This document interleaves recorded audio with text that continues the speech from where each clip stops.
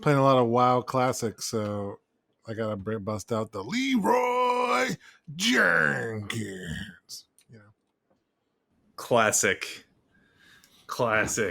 WoW classic.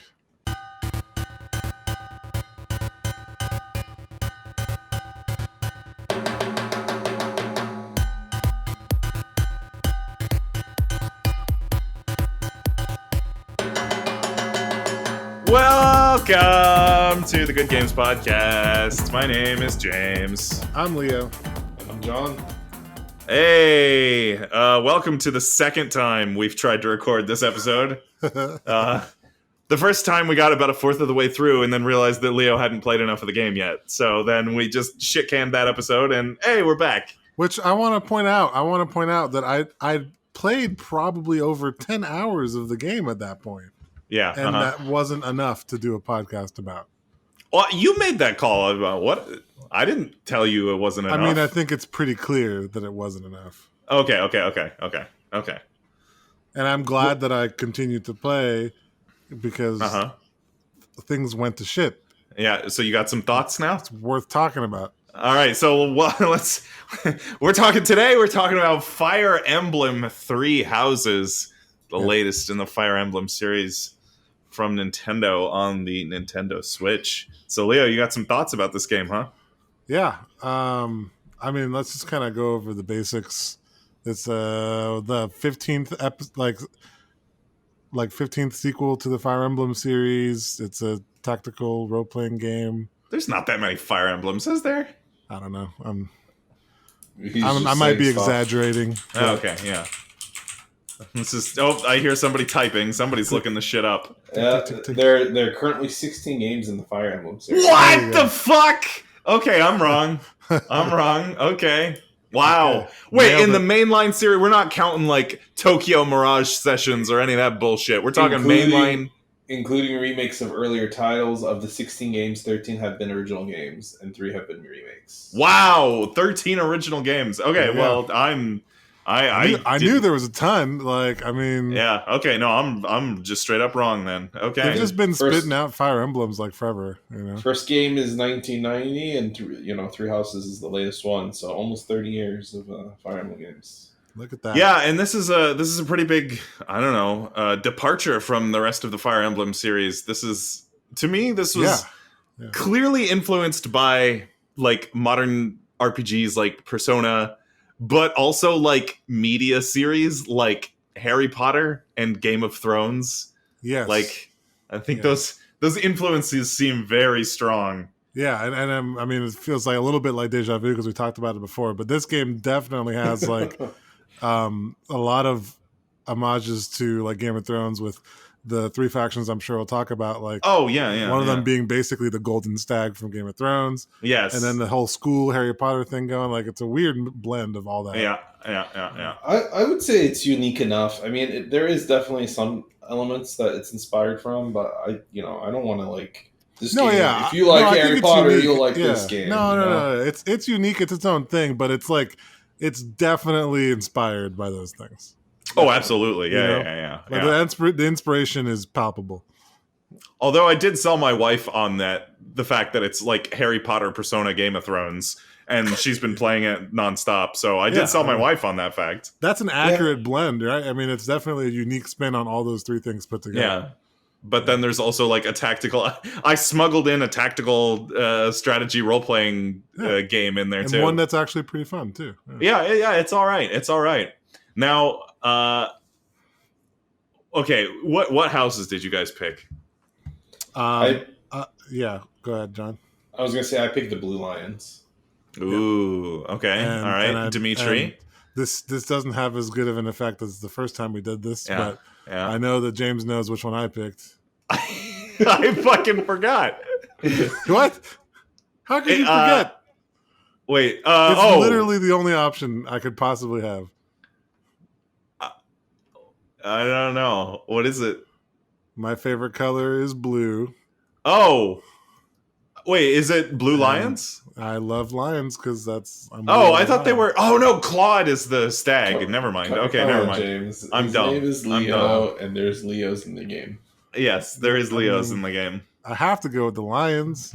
Okay, so you guys both went with the Blue Lions. Yeah, Ah, that was probably like one of the hardest decisions to make in the game. and you make because- it really early in the game. Well, that's why it's so hard, because you have no idea what you're setting yourself up for, right? Yeah, Like yeah. you don't know the personalities of any of Yeah. these guys, and you don't know Yeah. the roster or anything. Yeah, you make this decision really early in the game, and it influences a great deal of the rest of the game because it's basically what is your like your party composition, because it determines all of the characters in your party, and it's like the characters that you're going to interact with the most, and you're going to get a lot of their like sub stories. So it influences like all of the sub stories and all of those like side quests that you get. It influences like I said, the party composition in the battlefield. And like it also determines your like story route. So like what was the story route for Dimitri? Well, that's now that I've played more of the story, I'm actually this is a very interesting topic for me because Yeah. early on when I made the decision to join the Blue Lions for strictly obvious reasons, Right. I really felt called to pick the Edelgard team, the Black Ravens. Hell yeah. The characters seemed much more interesting to me on that side. Because they of the were, team. yeah. They're the Yeah, Red just- Eagles, Leah. The Red Eagles. We're the whatever they Black are. Eagles. Fuck, you guys are No, the all Black- wrong. Black yeah. Eagles. I said Okay. Black Eagles. What did I say? You said Black Ravens or something. Oh, whatever. Still close enough. Anyway, but then I chose the Blue Lions just because I had to. Chose and- poorly. You chose and poorly. the characters aren't as interesting, but what happens is freaking nuts. Okay, do we want to get into that? Do we want to talk Yeah. about story? Okay. Yeah. All right, let's talk a little about story first. So can you please describe to me how the fuck this game works as far as story? Like, I don't understand how You mean different mechanically? these characters must be from like the three houses, how different each house must be. I've noticed that I don't ever see Edelgard after the beginning of the game. So I'm assuming that, James, your story took a completely different route than the story that me and John played through. Probably. Okay. What I don't know how spoilery we want to get, but what route did your story take? Basically, We're going full Dimitri. spoiler. Oh, I'm not gonna go here we go. All right. We're going full spoiler. I'm ready for full spoiler. Yeah. All right, whatever. Skip to another podcast if you don't want to get spoiled. So in our story, I mean, let me know if I'm totally off kilter here, John. But basically, we are kind of like the good guys, and Dimitri's kind of like this honorable knight dude with a little bit of a darkness kind of inside him. And then the goddess person that's in your head ends up being like you're the goddess, and then Edelgard, who is Dimitri's half sister, ends up being the bad guy. What? And like her face come. I did comes not out. know. Dude, you just got further than I did when you said that. I didn't know she was Dimitri's half sister. Okay, She never. is. Yeah. Yes, That never comes I up knew. That never comes up in my story, What? unless I missed it. Here's the other thing. As you know, if you are a longtime listener, I've been trying to learn Japanese, so I've switched the audio for the game over to Japanese. So I've just been Oh. reading. I've been reading the subtitles and trying to match up and I don't know how much of that is like me just trying to learn words and not paying attention to what the words are actually saying. Okay. Yeah. But I don't think that was mentioned in my story.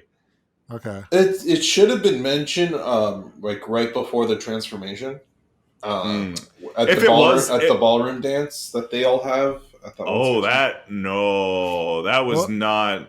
It's kind of mentioned No. several times leading up to it. It's like, oh, by the way, me and Edelgard have this history, and and then they kind of start to learn over the course of a couple of visits to the school that they're half brother and sister. Oh, that was not. If it was mentioned, then it was just like offhandedly mentioned. It was not a major plot point in my story. Oh, that's Well. pretty substantial if it's not even mentioned. Well, No, that's I don't just, think it was. and Anyway, that's just part of it, because basically he's just like, because they're like half related, he's kind of infatuated with this idea of the person who has done harm to his family. And I then- thought you were gonna say infatuated with her.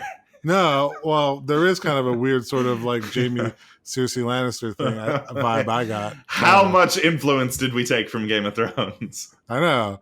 And then well, I guess I kind of spoiled it for John, but then basically she ends up being what he believes to be the reason, like he kind of is blinded by hatred against her, and then she ends up leading, like, I mean, this is crazy. Like, is that how it played out on your side? Like, you're just basically playing Daenerys Targaryen on your side of the no, story? Edelgard, I call her Edgelord, but yeah, Edelgard is just 100,000%. She's just Daenerys Targaryen. Like, there's not even any creative liberty. Like, they just ripped that character straight out of Game of Thrones and plunked her in Fire Emblem. She's just Daenerys. She's going to take what's hers with fire and blood. She wants to break the wheel. Yeah. And take over all of the 7 kingdoms.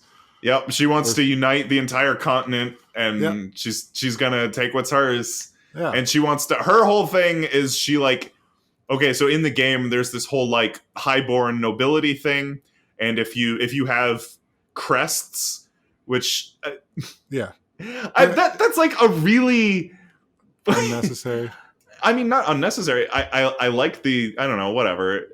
It was a really nebulous thing. Like, oh, I have a crest. What the fuck is a crest? Yeah. And then the game's like, oh, it's like matter. It's like some magic bullshit, which, like, in the game manifests as, like, if you have different crests that have different special abilities, but like in the, like, in-game world, it was like, oh, crests are magical. But anyway, if you have crests, you're like this highborn nobility, and if you don't, then you're shit. Yeah. Piece of shit. The important part is that feeds the Harry Potter pureblood storyline. Yeah. You know, well, people try to, like, marry within crest households to keep the bloodline pure. Yeah. Well, Daenerys' whole thing is she hates that shit, and she wants to burn everything to the ground, and nobody is noble and nobody is poor. Like, everyone's just evil. Filthy mudblood. She doesn't have a crest herself? No, she has. She has a very rare 2 crests. Oh. She has the crest of something, but she also has 1 crest in each breast. She also has the Fire Emblem. Oh, she has the Fire Emblem. Yeah, I was wondering where the Fire Emblem would come well, you guys had a Fire Emblem, right? Your character? Never heard of we had the Fire Crest. The Fire Crest. Yeah. The Fire Crest, the Fire Emblem, whatever. Oh, that's what it is? Yeah. Okay, all right. Yeah, which is, like, more evidence that they just, like, oh, her house words are fire and blood. She's got the Fire Emblem. Like, okay. But, like, okay, but see, everything you just described to me makes me wonder, how the hell does she spin that to you, who is just, like, the professor coming over here to teach the school? Like, is she just like, hey, join me on my quest for, bloodthirsty quest for power? And you're like, yeah, sure. Yeah, basically. Well, no, because also I love the beginning of the game, because, like, at the beginning of the game you're just, like, this mercenary, and then, like, you, like, meet your dad, and then dad's like, oh, hey, I used to do, like, mercenary work for this, like, church academy. Let's go there. And you go to the church academy, and they're like, hey, you seem cool. Why don't you be our professor? Yeah, that's pretty ridiculous. That's very Japanese. Yeah. Like, wait, but what? Like, what you? There's there's like a ulterior motive that you have to explore, and they kind of, like, hint at it, right? Like, you're the youngest professor ever. Like, why is that? Like, and that was never explained in my story. Was that explained in your story? Oh, yes, James. Yes, dude. Okay. No, that never came back around. I was just like, okay, cool. I guess I'm just like, are you serious? So, like, yeah. That's like, oh man, that was like the whole point of our story. Oh no. Yeah, no. You find out a lot about who you are in our story. Yeah. Oh, I never found a goddamn thing about myself in my Oh my god, that is so. See, that's what I was saying. That's what I was saying. Like, they have to be completely different stories. Like, it doesn't make any goddamn sense. Yeah. How, like, I mean, okay, but here's the thing. And then, like, everything we're saying, we're talking about just 2 of the houses. What's going on in the 3rd house? Well, I've heard the 3rd house is just like, we don't care. We're crazy. Like, I never hear about him. Like, I literally never hear about the other house. The other house is, like, not, because basically the whole story is Edelgard versus Dimitri. Like, the Black Eagles versus the Blue Lions or whatever. They're like the third and then, like, wheel. the 3rd house is definitely just the 3rd wheel. And, like, even on the box art cover, it's, like, definitely it's like Edelgard clashing swords with Dimitri, and then like Claude is just like coming in from the top of the box, hanging upside down, just like, hey, me too, guys. My only hope is that they totally redeem it, and just like at the very end, Cloud just comes in and like backstabs some vitally important, like right when you think it's gonna end, like really good. He's like the one true king. That, like, yeah, he just ends up like, it was me all along, like little fingered this whole shit. Yeah, and then, he did not. Claude did not have a big role in my story. Yeah, neither in ours. No, okay. Yeah. That's the thing. It's like, what the hell are they doing over there on the Golden Stag side? I don't know. Yeah, James, like, I almost don't want to even talk about our story because, like, I feel like there's so much stuff because, like, the whole thing with like Sothis, because there's like at the beginning of the game, you like merge or whatever. There's like this. You find out this whole, other entity is kind of like there's this other entity is inside your body or whatever, and you're like, oh, what's going on? And then as soon as I joined, like, because there's a major event that happens in the story. And then, fuck it, whatever. There's a time skip in the story. There's a time skip of about 5 years in the story. Yep. After the time skip, the whole, like, goddess Sothis thing completely dropped. Like, never brought back up again, ever, for the rest of my story. Wait, so how did they explain, like, how you survived the 5 years? Oh, I just survived it. I don't know. I mean, were you lost for the 5 years? I didn't get to the 5 years thing yet. Oh, Jonathan, what? Okay, now Leo got ahead of you. Yeah.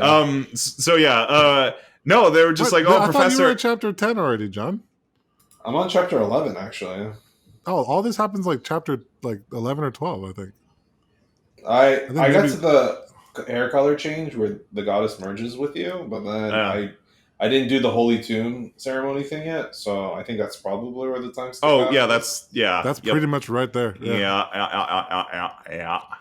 Yep. Okay, so how does that go down for you guys? Well, that's what I'm saying. Like how, like, okay, so as far as I understand it, during that fight, Lady Rhea fucking releases her unleashed power. I won't give specifics for John, but goes crazy. I'm about to play it, so you can spoil this, no problem. Okay, fine. Okay. All right. So basically, Lady Rhea turns into a fucking dragon. Yeah, she's a fucking crazy dragon. And it's like, what? And then so it's clear to me that she and the goddess, who is really you, because you're the vessel for the goddess, are like linked, or I don't know if it's mother and daughter or what. It's kind of what my thought is. That was sort of implied in my story, right. yeah, and ours too. And then the dude who's like a mage dude who there's one scene where Geralt dies. I don't know if you saw that, James. Yep. Yeah. Well, actually, because Edelgard is there. Yeah, I think. Yeah. The dude who the mage dude who teleports in after you, like, your character rewinds time to try to save Geralt. Yeah. He's there and attacks Rhea. Oh, shit! With like that a ball thing. That character never makes an appearance in the story ever again for me. Oh, I was like, is that guy ever going to come back? Are we going to explain who he was? So I haven't finished our storyline, obviously, but I'm pretty sure he's like the main villain because he keeps popping up and having all these ridiculous powers. Like he's able to stop you when you try to rewind time to save Gerald, and then he shows up and like shoots his ball thing at Dragon Rhea and launches you off into some ruins, and like basically it looks like your character dies. In the rubble, and then Rhea disappears, and so do you for 5 years, and you basically just wake up. And I think that you basically go into like a time stop, like sort of coma thing where like because the goddess has like the ability like with time or whatever. Yeah. So my thought was that maybe like instead of dying, she like kind of cocooned herself in like some time thing for 5 years. That's kind of what my thought was. It wasn't clearly explained in my story either, because in my story, Rhea attacks me because I betray her. Everybody betray her. Anyway, she attacks me, and then you get lost under some rubble, but then you wake up like 5 years later, and it's just like, how are you still alive? And you're like, oh. Okay, well, then I guess we're roughly the same. Yeah, yeah. But I guess it's just a little bit more of like a known thing that we're like a goddess or some sort of thing. Yeah, that's just not a plot point in my story. I mean, it's kind of like, because Edelgard keeps saying like, "Oh, you're the goddess. Like, are you going to betray me? You better not betray me. Like, I'm really worried if you're a god that I'm going to have to stab you in the back or whatever." But then I just never stabbed her in the back. So she's like, I'm so happy you never betrayed me. I'm like, yeah, those. Well, that's funny because like when there was a scene where I was fighting Edelgard and she was like, "Oh, if only I could have talked to you, I could have turned you to my side." And then like I was like, "Oh, baby, I could have turned your side the whole time if you just let me know." You know, like that's what I thought. Because I really wanted to go to be with her. Oh, because I actually have an option in my story. You can like side with her or not, even if you're in her house. You have a choice to side with her or not. I think there was a moment where Edelgard was coming in as the bad guy, and I didn't know it was her, but the bad guy asks you to join him. Yeah. He's got a dude voice. Yeah. Oh, so you can join Edelgard even if you're not in the Black Eagles? I'm pretty sure there was an opportunity where they're like, we can join up. We're on like the same mission. Like we can use the sword. Oh, wow. Okay. The creator sword or whatever. And I was like, I don't think I can do that. But that was before I knew that was my boo under that mask. Yeah, that's her. I would have done it for her. Yeah, done anything for it's her. Daenerys Targaryen, man.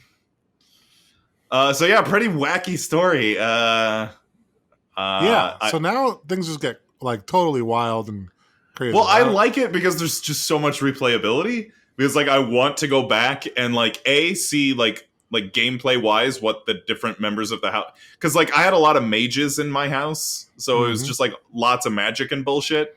Yeah. But you guys have a lot of knights, right? Yeah, I got like Pegasus knights and I didn't have any of that shit. No stuff. Yeah. Well, we had one guy who makes an okay knight. Yeah. But like mostly just lots of mages. Yeah. And I think the other guy's like really good with bow and arrows. He has like a lot of archers, I think. I would imagine so because I only have like one archer. Yeah. Did you guys try to recruit? Did you guys try to recruit cross houses? I haven't really done much with that yet. I don't know about you, John. I tried a little bit. I got maybe 2 people from the other houses to join me. Yeah, it's pretty hit or miss though. I think you'd have to be intentionally gearing your other stats. Because it's like, I'm not interested in your house if you don't have enough whatever magic or something like that. Yeah, it's always some sort of random bullshit stat like agility or something. But the other interesting, go ahead. I was gonna say, had I known that you later on you acquire a class that basically is universal, like it just gives you stats and everything basically.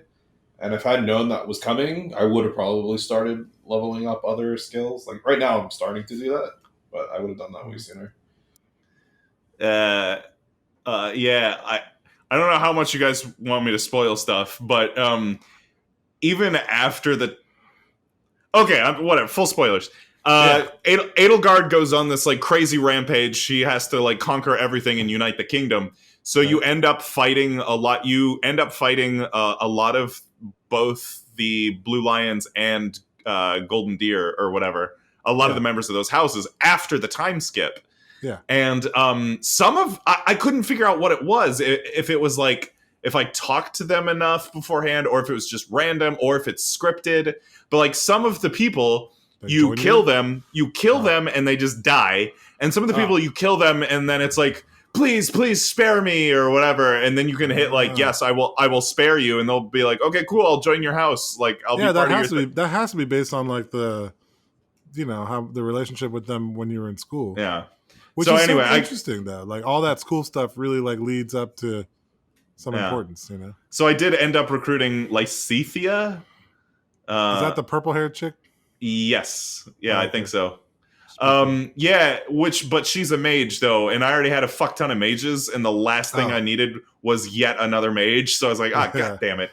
And she's like a super squishy mage. Like I could not keep her alive. And then like in the very final climactic battle, she like died, and I was getting, because the final battle is actually kind of difficult and very long, and I was starting to get low on rewinds, so she died, and I was just like, yeah, that's fine. I think I'm cool with that. So she was the only character on my team who died throughout the story. Wow, not that bad. Yeah, I mean, like, so let's talk about just kind of from a technical perspective. Yeah. This game is it's got a lot going on.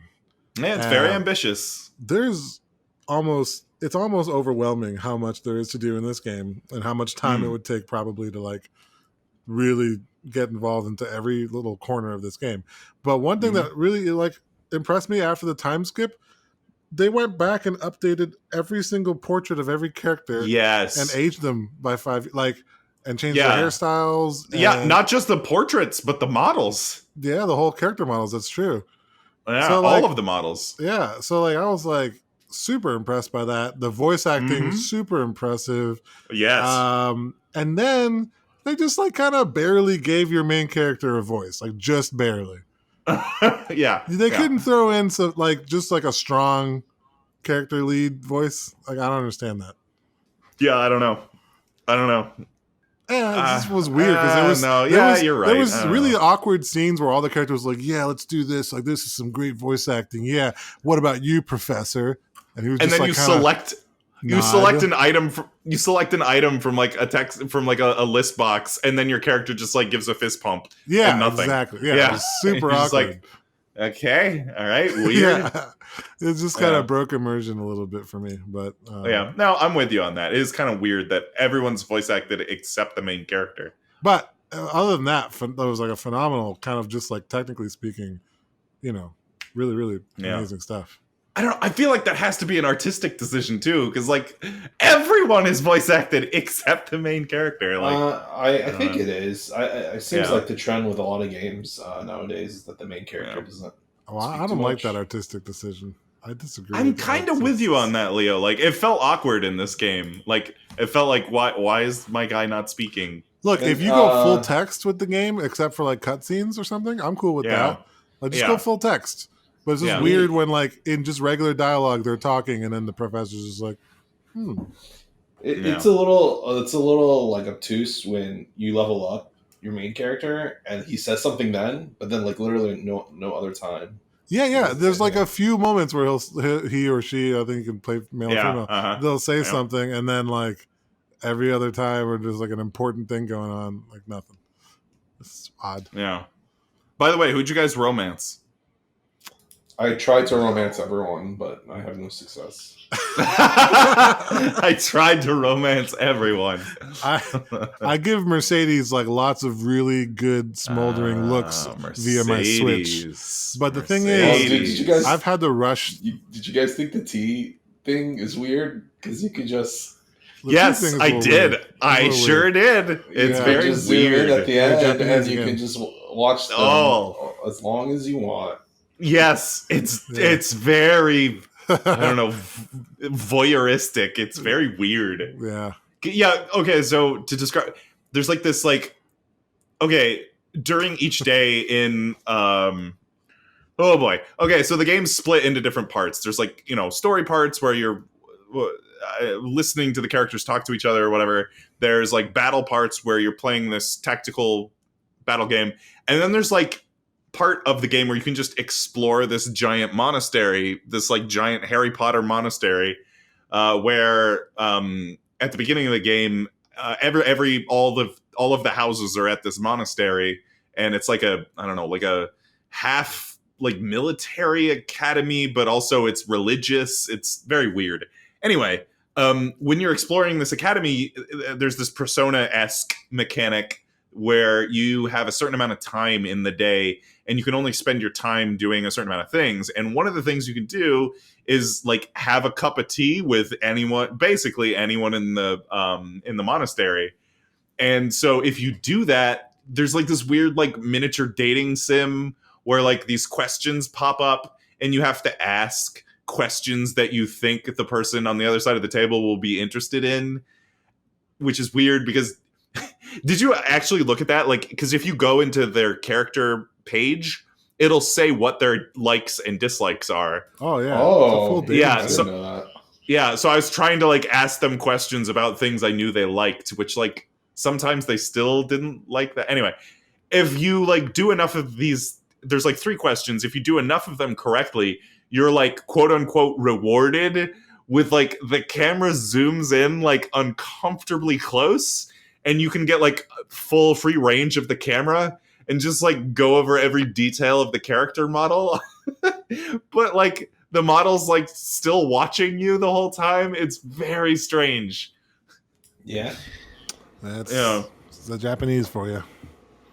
I don't know. Very strange. That's the tea time. Yeah, what'd you guys think the rest of this game? The whole exploring the monetary, the battle system. We haven't even talked about the battle system. Yeah, I mean, let's just go into that. I generally enjoy tactics games, and I felt that I don't know that it felt very different to me than a typical Fire Emblem game. It just felt like it was I don't know. I guess I'm just used to the more traditional rock paper scissors sort of style, but you know, I don't know. I found it rewarding. It was, I mean, kind of the rewinding mechanic was almost a little too powerful. But well, that's why I make the argument that this game is designed to be played on a high, like hard difficulty, and or with the permadeath on, because in any given battle you have so many chances to rewind and undo a move if it goes poorly. So like, it's nice because like if somebody else is attacking you and they get like a random critical hit, you're like, oh, that's some bullshit normally, right? But like in this game, you can be like, oh, well, that's some bullshit, and then just undo it. But you can also kind of just like play with the like randomness of the game, because it's like, oh, like I have a 30% chance to kill this unit. Let me see if I get it. I've done that. And then so you don't get it, and you're like, well, I didn't get it, so let me undo and not put my not put my unit in way too much risk. Yeah. Which like I don't know, I'm a little bit torn on the battle system in this game, because like it's essentially I found a lot of times it didn't really matter where on the map my units were, because there's so many units, at least in my house, that had like long range abilities. Like I can heal from across the map, I can damage things from across the map, and like I mean, you're limited. You're limited on those heals and stuff, right? Like you only get a certain number, you know. Yeah, but like towards the end of the game, you get like 10, and then like towards the end of the game, you get like double. So I was like 20 heals. I'm like, okay, that's gonna cover me, I think. And then I had like so many of these like really good long range attackers that like it kind of destroyed the like strategic. Oh, let me like really think about my unit placement and like where these units are going to go and where they walk. It got to the point where I was just like, oh, it doesn't really fucking matter at all where my units are, because they can hit from so far away. Well, I'll be honest. And like heal from so far away. Yeah. I'll be honest. I think that probably lends itself to a better critical review from me, just because after a certain point, I really wasn't that interested in the basic game loop of this game. I mostly just wanted to get through the next mission and figure out what happens next in the next chapter. So I think early on it was important, and when you're a little weaker, it was to like engage me in that way, as the story was kind of all the characters and everything were still building. But once I got through and I'm still kind of in that mindset right now, where like I just kind of want to like go through that game loop of the school or whatever that comes after the 5th year. I kind of stopped like right after the time hop, but you know, like I just want to get through it and find out what happens. So I'm all for just kind of like gun ho and just like kill everybody and just figure out what happens next. I am kind of with you on that. I like this game loop, but the length of the game, like this is a long ass game. Yeah. This is a long role playing game. And like I like the loop, but the loop just goes on for too long. Like towards the end of the game, I was like, yes, I know what I'm gonna do. Like today I'm gonna go battle, and the next day I go to the monastery at the end of the month. Like, then at the end of the month there's a mission, and then every day, every Monday we do the little thing where I like encourage my units and build the little skills, and then like every Friday we get the like whatever bonus level up thing, and then like you get a routine down for the monastery. It's like, okay, let me go to the sanctuary and check the advice box, then let me level up the statue. I'm gonna go here, check the gardening thing. You make it sound even more tedious than it really feels. Like that's definitely how it felt, but like you put it into words very well. Well, yeah, towards the end of the game, I was just like, I had my loop down. Like, I had the tasks that I do down so pat that it was just like, it was just like going through the motions. Like, I wasn't making... It was tedious, and I wasn't making interesting decisions. It was just tedious. Just doing it. Yeah, just kind of... Yeah, I was just kind of doing it. And, I kind of... The game loop kind of lost its, interest for me. Yeah. About halfway through. I don't really know how to fix that other than just make the goddamn game shorter. Because if this game was about 20 or 30 hours shorter, it would have been perfect. I would have been perfectly happy with just less of this game. Well, and which sounds bad. No, but like true.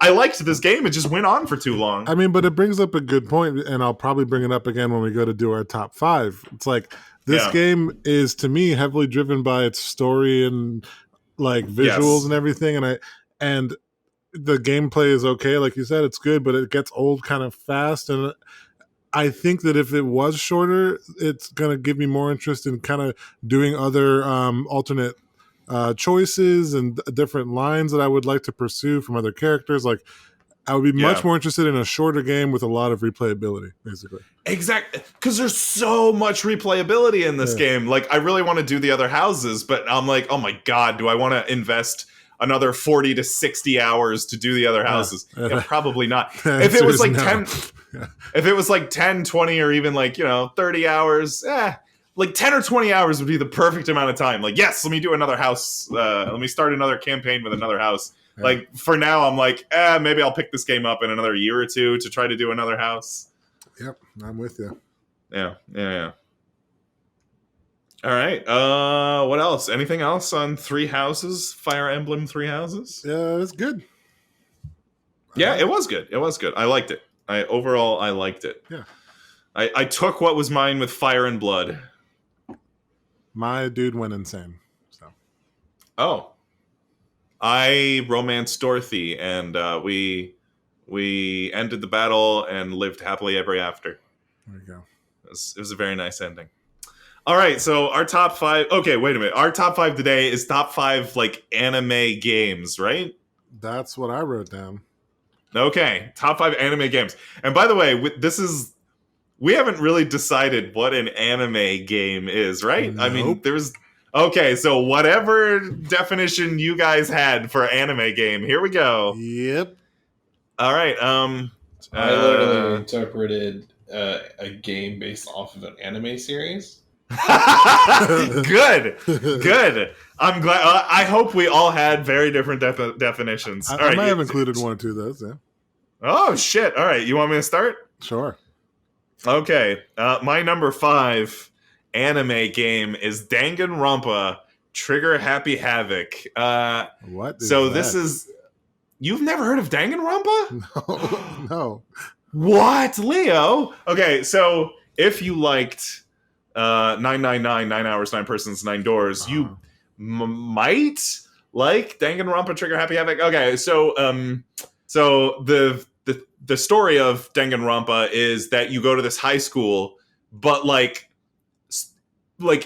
this magical thing happens and you get trapped in this high school, and you're like on this weird like pseudo reality show where the rules of the high school are you have a classmate, you have a class of students, and the rules of this weird reality show are the classmates are encouraged to kill each other, but after each murder you go to court, and if there's enough evidence to prove that you committed the murder, then you also die. And if anyone is left at the end, then they're set free. So it's kind of like 999, but like way more fantastical. And 999 is pretty fantastical, but this is like way more fantastical. So it's you're locked in a magical high school and encouraged to commit murders of other high school students. So you have this like wacky cast of characters, and you're all encouraged to kill each other, which like some people are like, hey buddy, like, hey, whatever, and trying to be all your friend, and you're like, hey, are you just trying to get close to me so you can kill me easier, or what? Anyway, the main gameplay thing is at the end of every murder, there's like a crime scene that you can investigate, and you have to point out things to look out of place or whatever, so you get clues. And then like you go to the courtroom and you have to construct like, it's sort of like Phoenix Wright. It's actually very similar to Phoenix Wright if you've ever played that, where it's like there's like a logical contradiction somewhere that the game wants you to find. So there'll be like a statement and you have to point out what in the statement doesn't make sense, or like somebody will make a statement and it's like, oh, I have an inventory of like pictures or like other evidence that I have, and something that I have in my inventory contradicts one of those things. So you have to like point it out and, you know, contradiction or objection, whatever. Anyway, that is Danganronpa Trigger Happy Havoc. It is a recommended visual novel if you like whatever weird, fantastical murder things. Very similar to 999. As a matter of fact, the creator of 999, I can't remember his name, and the lead game director of Danganronpa are actually making a game together now. They merged studios and they're making, I can't remember what it's called. I'll research it while you guys are talking about your number 5. I'm excited because that game sounds like it's right up my alley. And so now there are 3 of them actually. There's Danganronpa Trigger Happy Havoc, Danganronpa 2 Murder Island or something like that. It's basically the same premise as the first game, but on the second game you're on a deserted island. And the third game I haven't played yet. That came out last year. I've heard it was okay though. Anyway, Danganronpa. What's your guys' number 5? I spent a long time on that. Trim it down in editing. All right. Yeah. My number 5 is going to go to Naruto Ultimate Ninja Storm. Oh, tell me about Naruto Ultimate Ninja Storm. The first one? This is the very first Ultimate Ninja Storm. And it was the first one I remember playing. And one of my guilty pleasures is these stupid Naruto games, man. Like, they're dumb, they're simple, they're all about just visuals. Like, the game mechanics are just like tap one button and you'll hit the person over and over. But I don't know, man. Just being able to play the Naruto characters in a game is really cool. It's just one of my guilty pleasures.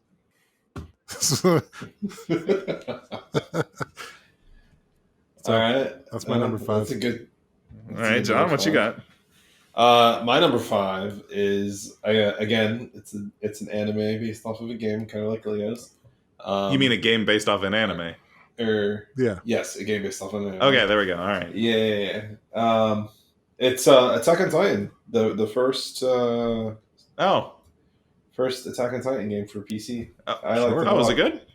Yeah, it's really good. So, I was checking that game out before I bought it, and you basically swing around like Spider-Man, and then you get to kill some Titans, like in a very stylistic, awesome way. I've always wanted to play that game. I've been waiting years for it to like go on sale once, and it never has. Yeah, so that's the problem with that game. I don't know, I think it's Bandai Namco publishes it. They hardly have any sales on Attack on Titan, or it's not Bandai Namco. It might be Tecmo Koei.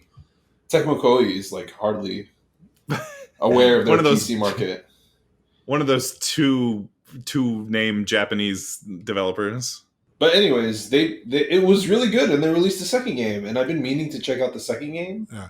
But like you said, Leo, it's not. They do look good. I've always wanted to just go in there and swing around and kill Titans, but like I'm not going to pay $60 for that. I mean, just swinging around, period, is such a really good feeling. So yeah, whenever you can get it, you should totally check it out. Nice. All right. So before I get into my number 4, Death March Club is the unreleased game being worked on by Kazutaka Kodaka and Kotaro Uchikoshi, which are the lead creative forces behind Danganronpa and 999, the Zero Escape games, respectively. So my number 4, however, is Ni no Kuni, the March of the White Witch. So this is. Did you guys play this? Nope. It's a good. It's available on Switch now, I think. It's if you've ever watched any of the Studio Ghibli films, it has a lot of the art assets and character models were made by that studio, so it has a lot of the like Miyazaki feel to it, and the story is like the story is like basically Miyazaki's greatest hits. It's a very, very, very, like there's a kid who lives in the real world, but like his life sucks, so he's like dreaming about all these fantastical things, but then he gets pulled into this fantastical world, and like there's all these like animals who can talk and inanimate objects that are animated, and it's very much a Studio Ghibli film, but a video game. Sounds like a trip. It's if you like those movies, you will probably like Ni no Kuni, especially if you like Pokemon, because the like main battle mechanic is you have to catch all of these like weird monsters and train them, and then they don't call it evolutions. I can't remember what they call it, but like they basically like level up and change their form. They basically just ripped off Pokemon. But it's not a turn-based battle system. It's an active time battle system. And if I remember correctly, you can switch out. I can't remember how many Pokemon you have. And I keep calling them Pokemon. That's not what they call them in the game. I can't remember if they call them like familiars, or I think they have a dumb, cute word for them. But anyway, I think you like Pokemon, you have a roster of Pokemon, but you can only have a couple out at a time. I don't know. It's been a while since I played this, but it's basically like Pokemon in that there's like a rock, paper, scissors system, and this type beats this type, and that type beats that type, whatever, that sort of thing. But very good if you enjoy the Studio Ghibli films or are a fan of Pokemon and wanted to see a different spin on that type of battle system. Ni no Kuni, is it the Wrath of the White Witch or the March of the White Witch? Whatever. I'll look that one up too. Basically, while one of you does their number 4. A grown-up anime Pokemons. I'll look it up. Yes. Yeah. Okay. My number 4 is a game I think I played, and I'm mostly putting it in here just because I know that it's an anime game. I believe it's pronounced Honey Pop. What the fuck? Did you just endorse like a dating sim or a porn game? What is it's a hentai game. What? Why do you? Okay, A, Leo, why are you endorsing this? B, John, why do you know exactly what this is? Everybody knows what Honey Pop is, dude. I don't know what Honey Pop is. I don't know. I learned of it via Reddit in the game dev subreddit, because it. Do I need to open up an incognito window and Google Honey Pop? It doesn't need to be an incognito window. Oh, there's tons of YouTube videos. No, this game actually garnered a lot of attention because it was one of the first games that like kind of was hit by Steam for like adult content. Having adult content. Yeah. So it actually was in like the news a little bit, in the gaming world, in the game dev world a little bit. Oh, Honey is spelled HUNIE. Yeah. Oh, it looks like a match 3 game. Yeah, it's got like a little kind of a strategy game to it, so it's not full on hentai, okay? But it's mostly hentai. Yeah, I mean, you don't play that game for its game. But I do remember, I think curiosity got the better of me when I read those articles. I was like, "What? How bad can this game be?" And then I went in. It was. It had some, I see why you like it, Leo. I see why you like it. I don't know that I would say I would like it, but I would say it's in my top 5 anime games. Whatever that means. Oh my god. You dirty boy, you. Anyway, Honey Pop, if you want a really good, interesting, strategic, puzzly game with don't play that game. With tantalizing strategy. Yep, that's okay, yep. All right. God damn it. All right. I didn't know we were going to do top 5 this style, so I'm going to think of some more games as we go along. But oh shit, yeah. Okay, well here we can present them like this, and yeah. Also, no, that's true. We've totally forgot our new formula. We're so out of our loop. Do we want to present them like this and then also put them together at the end? Yeah, because I only have 2 more games on my list right now. No, we should just just go ahead and just each present the remaining games and come up with the big list. All right, John, give one of yours. Okay, so one of them is also a show based on the game. That's Dragon Ball FighterZ. And Dragon Ball FighterZ. That's a great game. Just an amazing anime fighting game. Looks fantastic. and it looks great. It's like, and it's also kind of has that guilty pleasure aspect of it, because you can just, as a filthy casual, you can just play it and do all the special moves and be like, yes, I'm doing the show stuff, the stuff from the anime. And the other game we talked about like tons of other times, but it's such a good game. It's Catherine, and yeah. Oh yeah. Oh yeah. But not that there's a show that it's based off of, but it plays like a show. So. Yeah. Well, we have a whole episode on Catherine. Go listen to that episode. Yeah, definitely. John, I wanted to ask John if you played Dragon Ball Z Super Butoden? Super Butoden. No. Is that the Super Nintendo one? Yeah. Is that good? Yeah, those were my favorite Dragon Ball Z games, and was an honorable mention for my top 5. I mean, I would put them above Fighter Z. No, don't say that. I'm not saying that Fighter Z is bad. Like, they're probably very, very close. But if it was down to, like, if I had to pick one, I would definitely go Super Butoden 2 over Fighter Z, for sure. Wow. I quite liked Dragon Ball Fighters. I mean, not enough to, like, pick it up seriously, but I liked it. My number 3, we don't need to talk about anymore. Fire Emblem 3 Houses. Okay. There you go. Should I keep going up, or do you want to give yours? No, keep going. All right. My number 2, we also have a full episode on Doki Doki Literature Club. Yeah. It's maybe it's a game about going to a high school and looking at cute girls in a Japanese anime game. Maybe it's a terrifying. Maybe I'll spoil the whole thing, and it's a terrifying reality-bending horror experience. Maybe it's not, though. I don't know. You'll have to play it and find out for yourself. My number 1, I mentioned it earlier. My number 1 is 999, 9 hours, 9 persons, 9 doors. I've talked about this game enough on previous episodes, but whatever. I'll give it a quick rundown. So this sort of similar to Danganronpa.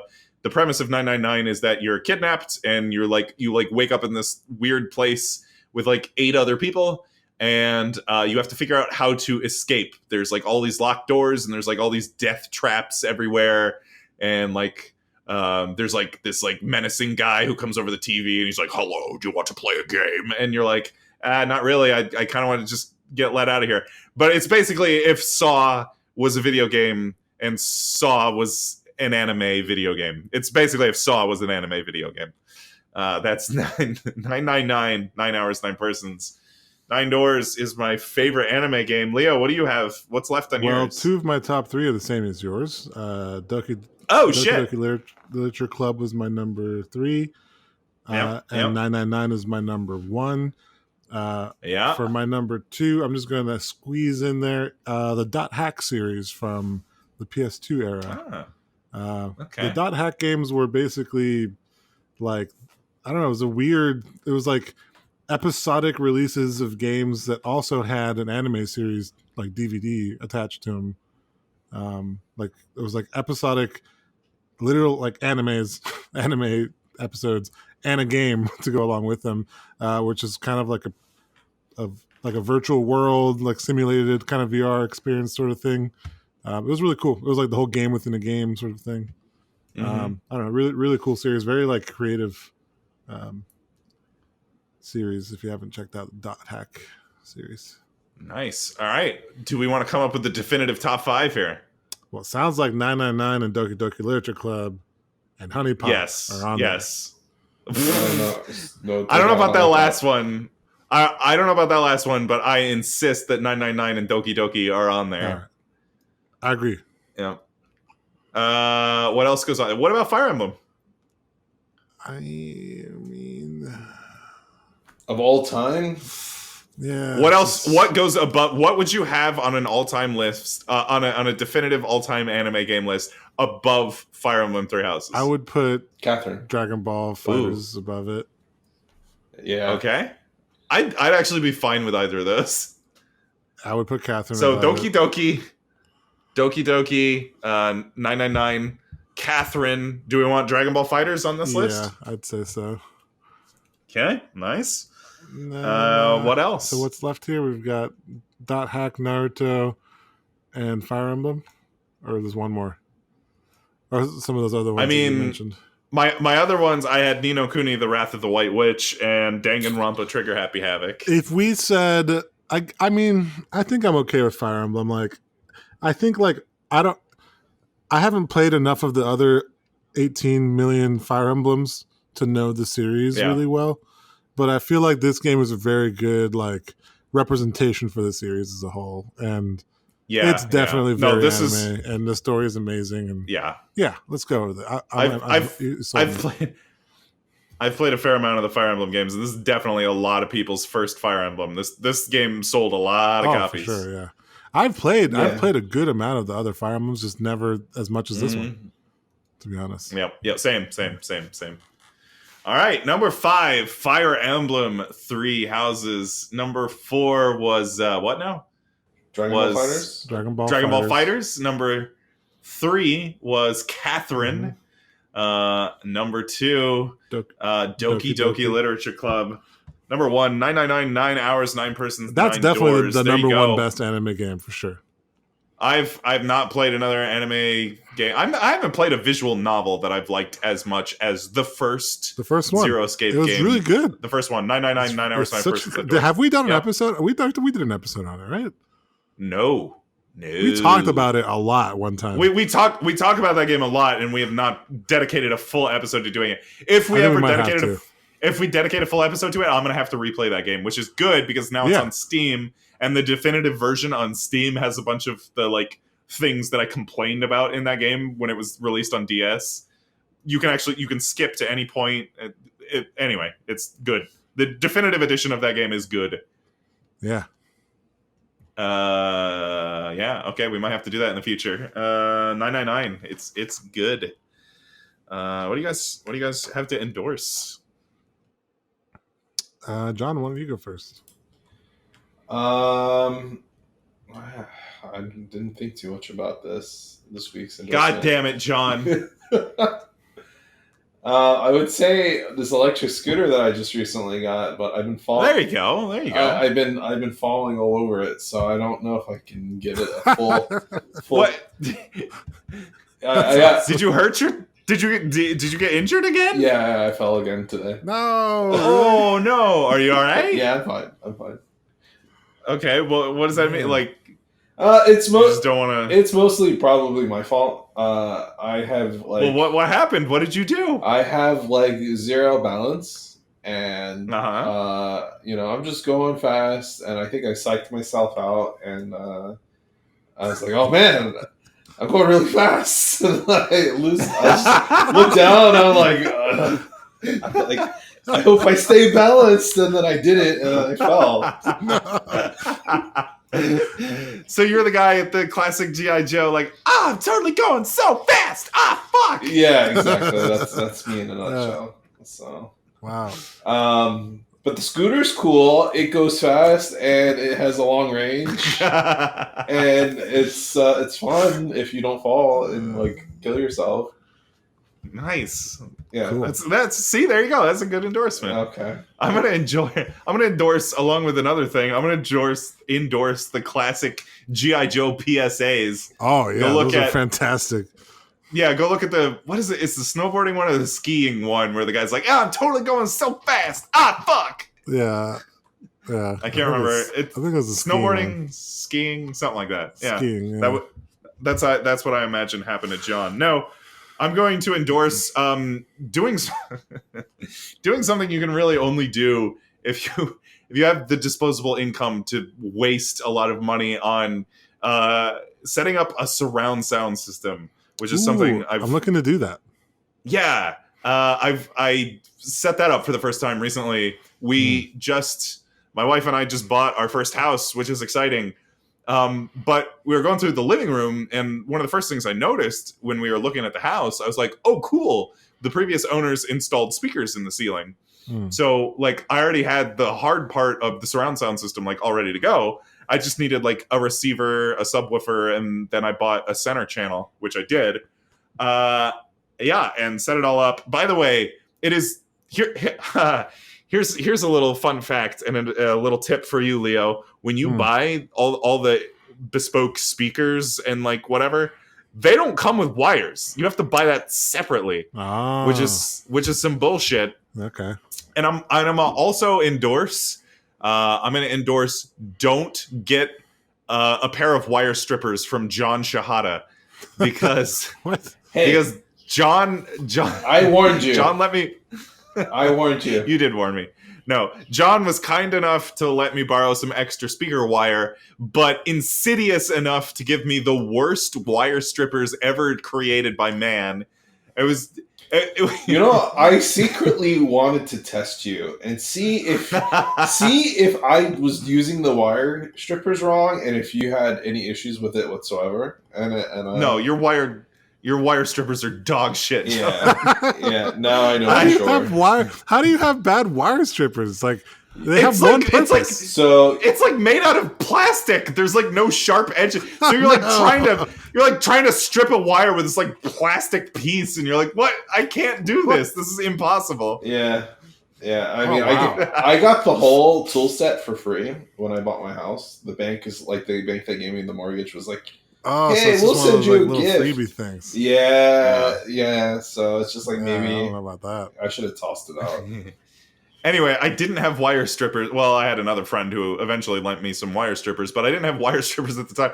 I ended up having to go up to my wife's craft room and get an X-Acto knife and like cut around the wire, like cut out the wire part with an X-Acto knife.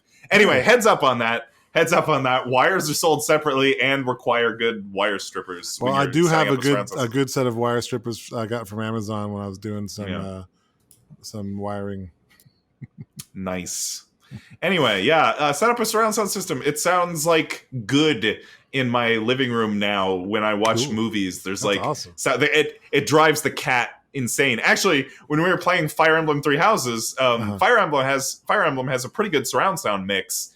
Gotcha. When you go into the battle scenes, the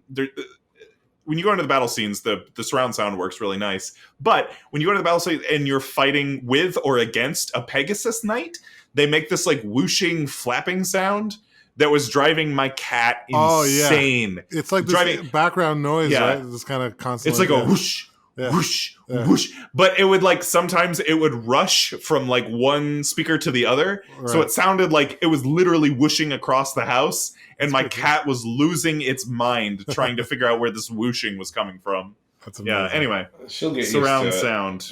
You can't sacrifice good sound quality. For your cat. Yeah, exactly. Don't sacrifice sound quality for your cat. Yes. Is the moral of the story. Indeed. I am going to endorse a show that I've been watching. Oh. Hey. I did not grow up watching Seinfeld. Okay. I know that James did. And throughout the college years, I started watching a few episodes here and there. That led to me talking about that with a friend here in North Carolina who said, have you seen Curb Your Enthusiasm? Yeah. Which features Larry David, who's one of the co-creators of Seinfeld, I guess. Yep. Yeah. And this show I did not like. Really? At first. But after watching an entire season, I found myself like unable to put it down. And now I'm like 5 seasons in and I love this goddamn show. It's not bad. I relate to it so much because I'm a social assassin and I'm Jewish. And are you? No, are you? I'm not Jewish. Okay. But, right. Yeah. But like he makes it seem like it's really cool. I'll check it out. Yeah. But yeah, like, man, there's just so many like scenarios, like stop-in chats that I've always hated and avoided my whole life, and he kind of he brings them up in different scenarios and episodes that I totally relate to. It's pretty good. It's pretty good.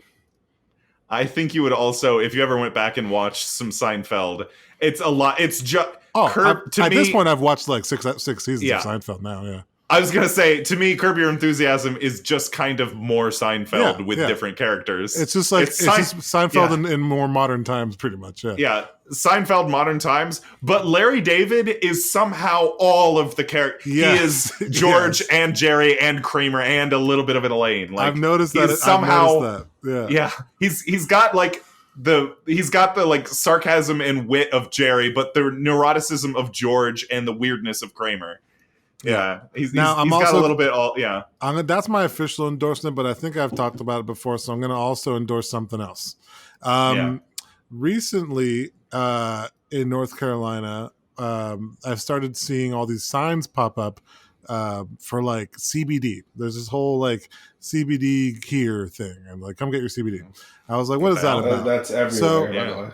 It's everywhere. Yeah, I know. So I haven't seen this. What the hell is this? There's been a federal legalization of hemp in the U.S., which is basically, it is a cannabis plant, like, in the same family as marijuana, but the strains here are virtually no THC, which is a psychoactive drug in marijuana. So it's almost like the main chemical or drug that you get from it is CBD, which is like, I guess people think it has a lot of medicinal value. People say it helps with anxiety and it comes in oil form, right? Pain. I hear. Yeah. So basically, that's what I'm getting at. So here's the interesting thing. So I went into one of these like CBD stores. I was like, so what is all this about? And I can't wait to see where you're going with this. No, they've got So basically, at the end of this, everyone should smoke pot. No, that's where I thought you were going with this. No, I was not where I'm going with this. But I've always been a supporter of legalization. By the way, I've never partaken myself, but I still don't. That's a whole different thing. But CBD in particular, it's not doesn't get you high, right? So the CBD stuff though is really good for you in a lot of other ways. It helps with pain, it helps with anxiety, and you don't have to smoke it. But what I found interesting is that I saw CBD oils and I saw CBD like lip balm and like all this kind of stuff. And they even have, I walked into the store, they have like literally the flower, which looks and smells like marijuana. Like it is actually causing confusion for police and stuff, like, because they'll pull you over and they'll smell pot or something, but like, oh no, it's CBD. And like, you can show the little baggie that says it's like no THC. So it's crazy. But it's totally legal. You can like walk into a store, swipe your card, and walk out with a bag of stuff that looks like weed, but it's actually CBD. Or does also have it in oil and soaps and all this stuff. But it has a lot of medicinal value, and it's pretty cool. It's a very interesting factoid I never really knew about. Okay, Curb Your Enthusiasm and CBD. Those are my endorsements. Okay. All right. Is that an episode? I think that's a wrap. I think All right, that's an episode. What's our next? We're running out of shows in the year, gentlemen. What's our next game? All I'm saying is I'm going to hang up this podcast and start playing Final Fantasy VIII. That's all I'm saying. I'm ready. So I think we're going to start playing Final Fantasy VIII like right now. And then in the meantime, before the next episode actually comes out, before we actually do an episode on FF8, we should probably maybe do like a little bit of like WoW Classic or something. Okay. So, I don't think FF8 we can do like in a couple weeks, but it'll be coming soon. Right. Okay, so maybe next episode, World of Warcraft Classic. Good episode. All right. So I guess we're done. For the Good Games Podcast. I've forgotten how to end this podcast. For the Good Games Podcast. I'm James. I'm Leo. I'm John. Goodbye. See ya. See you guys. Oh, God. Goodbye.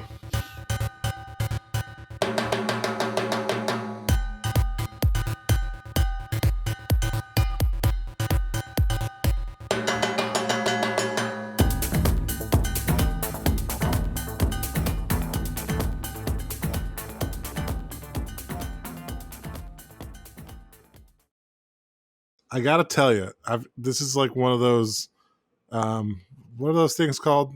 Secret golden desires or something? What are What? The phrase Secret golden desires. Isn't there a phrase for like something that you secretly like that you don't want to tell people? Your guilty pleasure? Guilty pleasures, that's what it is. Yes, my secret guilty pleasure. Naruto games. AKA your secret golden desire. Right. Secret golden desires. Which is definitely what I'm going to call it now. AKA guilty pleasures. I always forget that phrase.